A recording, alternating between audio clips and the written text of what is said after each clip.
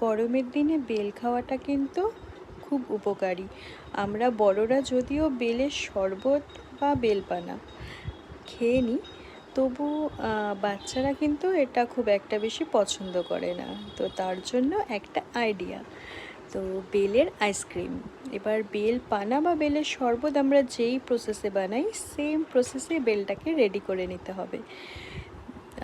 তারপর পরিমাণ মতো চিনি, একটুখানি নুন মিক্স করে এরকম একটা স্মুথ একটা পেস্ট বা ব্যাটার বানিয়ে আইসক্রিম মোল্ডে ভরে রেখে দিতে হবে 12 থেকে 24 ঘন্টা। তো আমি অবশ্য 12 ঘন্টার মতোই রেখেছিলাম। তারপর 12 ঘন্টা পর আমি এটাকে বের করে নিই। তো তারপরে আমি আমার ছোট্ট পুচকু মেয়েকে আইসক্রিমটা ওর হাতে তুলে দিই।